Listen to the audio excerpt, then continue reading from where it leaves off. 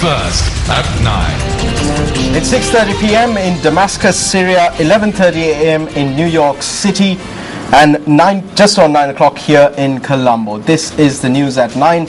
I'm Nadim Majid. And I'm Shanali De Silva. Well, ex-Egyptian President Hosni Mubarak has been released from prison after an appeal against his detention and is set to be placed under house arrest.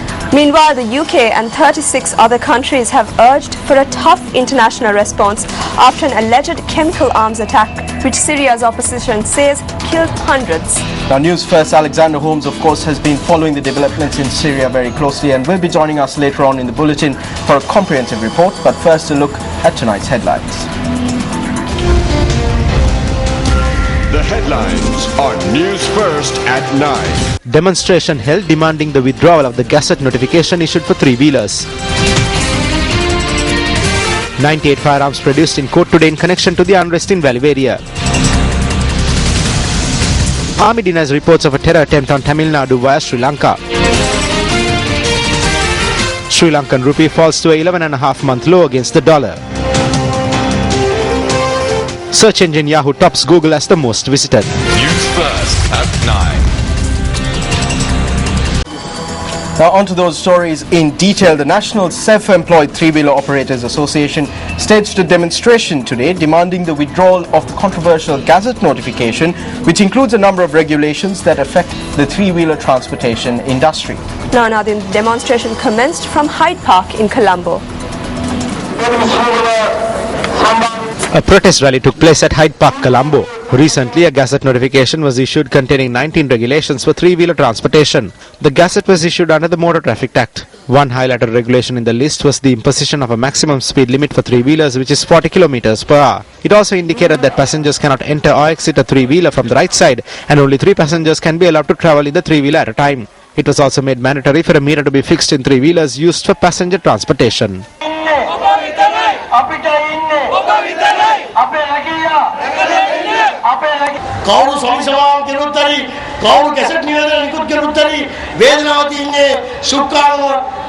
If the President does not agree to withdraw this, we will call in everyone from across the island to force the withdrawal of this document. No matter who convenes unions or who issues the gazettes, our brothers who drive three-wheelers are affected. They are issuing these gazettes in this backdrop. The National Self-Employed Three-Wheel Operators Association condemns the release of this gazette. If a hand is laid on one of our brothers, we will continue the fight. We will not allow any development to take place by chasing us away from this city. Some are saying that this law is exemplary. If that is so, we call on them to convene a conference and show us how exemplary this is. If not, they should be prepared to welcome stones and rocks.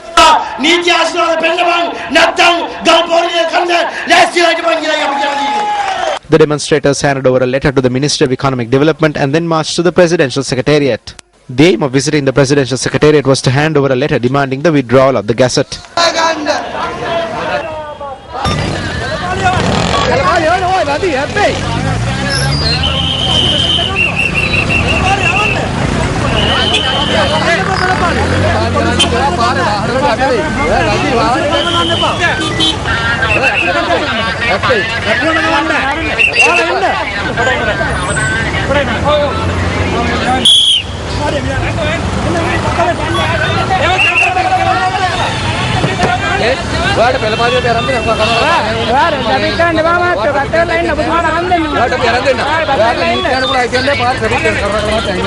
A heavy security presence was also in place around the Presidential Secretariat as a result of this protest march.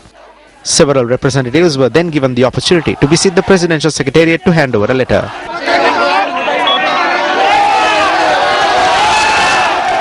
We handed over a letter to the Senior Assistant Secretary of the Presidential Secretariat.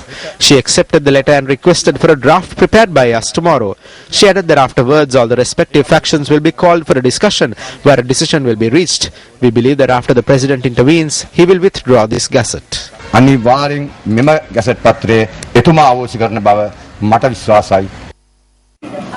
Welcome back to the news. The Colombo Crimes Division today submitted case items including 98 firearms to the Gampaha Magistrates Court in connection with the recent shootings in Valiveria. Yes, Shanali, now these case items are to be referred to the Government Analysts Department tomorrow. Blood samples taken from the 3 people who were killed during the violence in Valiveria were also submitted to the Gampaha Magistrates Court today. 99 shell casings were also submitted before Gampaha Magistrate Tikiri Jayatilaka today, in addition to the 98 firearms. Meanwhile, witnesses took the stand for the second day today in the magisterial inquest into the 3 deaths that took place during the unrest in Valiveria. Meanwhile, 2 reports compiled by the Government Analyst Department and the Central Environment Authority regarding the contamination of water in Ratupasula and surrounding areas were also submitted to the Gampaha Magistrates Court today. The reports were submitted when police requests for judicial assistance in investigations into the Ratupasula water problem were taken up in court today. The court ordered that final reports pertaining to the incident be submitted within 2 weeks. While further hearings were postponed to the 30th of this month, the administration of the factory at the centre of the controversy guaranteed to court that the factory would remain closed until then. A report has been submitted to court, and this report clearly notes that there is no problem with the pH figure of water disposed of by our company. There was no final conclusion in the reports. All of the reports noted that further investigations must be carried out in order to draw a final conclusion. Meanwhile, the report of the committee appointed by the Army Commander to probe the incident in Valiveria has been submitted to the Legal Director of the Sri Lanka Army to be analysed and for recommendations to be made. The report was submitted by the Army Commander. Once the recommendations are received, the Army Commander's conclusion will be announced. Within the next 2 to 3 days, we will know the steps that the Army Commander will take regarding this. The 5-member committee appointed by the Army Commander to probe the incident in Valiveria was chaired by the Adjutant General of the Sri Lanka Army, Major General M.A. Jagat Dias. The committee also comprised of 2 brigadiers, a colonel and a lieutenant colonel. On to another story from the region. South India's Sun TV reported that terrorists trained in Pakistan are preparing to launch an attack on the South Indian state of Tamil Nadu via Sri Lanka. However, Sri Lanka Army media spokesperson Brigadier Ruwan Wanikusurya said that this is a fabrication. Security has been beefed up in several areas of Tamil Nadu following the warning. Sun TV reported that Indian security forces conducted search operations yesterday in a number of areas including Rameshwaram in Tamil Nadu and the Maharashtra state. Indian intelligence had informed the main police station in Maharashtra last week that a team of 8 terrorists trained in Pakistan are preparing to launch an attack on South India. Sun TV reported that the letter informed that these terrorists were preparing to enter Tamil Nadu with the assistance of fishermen and launch an attack on Mayilathurai or Madurai. Because of the threat of terrorism, we conducted emergency search operations. Temporary lodges in a number of areas including Rameshwaram were searched. Operations were also conducted along the Tamil Nadu coast.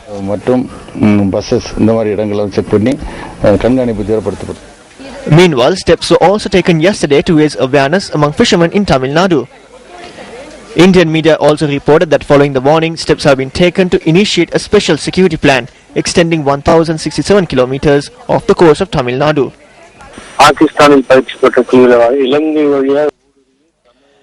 Indian intelligence has said that terrorists trained in Pakistan are preparing to launch an attack on Tamil Nadu via Sri Lanka. Thereby, new faces entering Rameshwaram are being subjected to intense scrutiny. In addition, search operations are also being conducted at railway stations and on bus stops. The Indian central government has advised the Tamil Nadu state government to exercise vigilance. I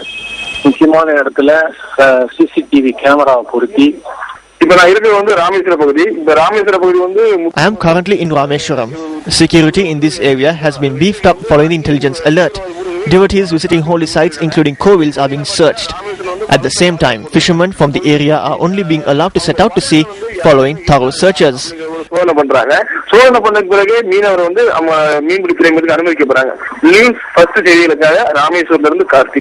When inquiries were made from the Sri Lankan High Commissioner to India, Prasad Karyavasam, he said that Indian newspapers had reported on this incident yesterday. Karyavasam added that he could not make an informed statement based on newspaper reports. This report is a fabrication by someone. It cannot be true. Anyone who has an understanding on the current situation in Jaffna, the Wani, the East and other parts of the country would not make such a charge or a proposal in a novel, let alone an intelligence document. This is because there is no environment where the Muslim extremists they are talking about and the LTT elements together can launch an attack from Sri Lanka. On one hand, there are no active armed elements of the LTTE in Sri Lanka. Former LTTE members have been rehabilitated and have been reintegrated into society. In addition, there are no Muslim extremist groups that are active in Sri Lanka.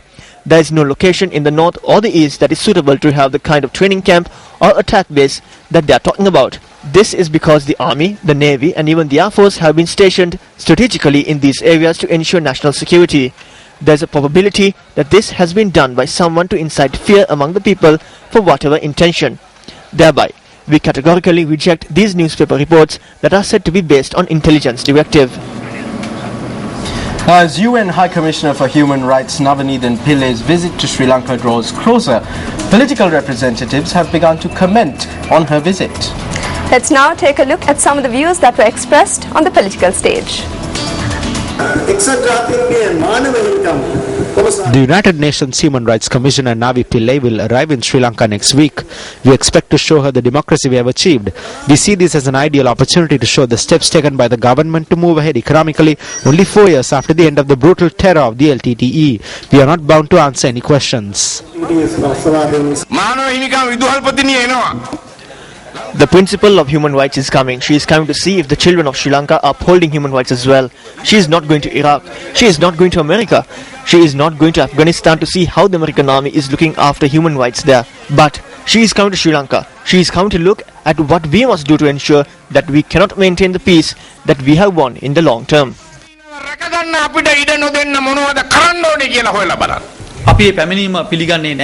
We do not accept her visit. Today we have a question as to whether we are facing this much pressure because we are maintaining close ties with China than with India. Because we know that to a certain extent pressure exerted by India has contributed to Navanithan Pillai's visit. I think that Navanithan Pillai should not just look at the final stages. She needs to come to Sri Lanka and see whether or not India trained terrorists here. How did India exert pressure? What happened through the Indo-Lanka agreement? We believe that she will look into this as well.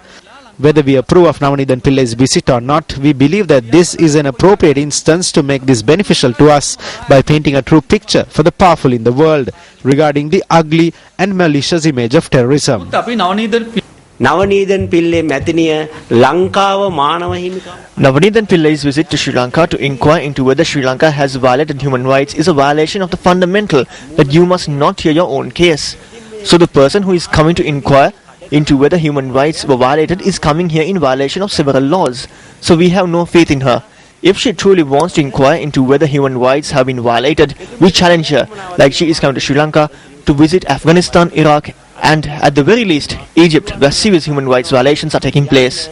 If you have the spine to undertake such a visit, then we are prepared to accept that you are coming here with honest intentions. ඔබතුමීට එහෙම යන්න කොන්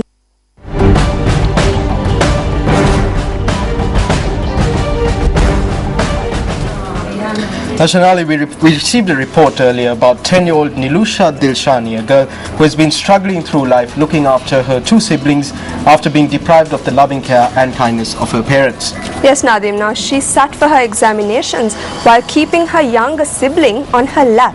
Now, nevertheless, Nilusha now has something to look forward to after President Mahinda Rajapaksa decided to intervene and provide security for her and her siblings.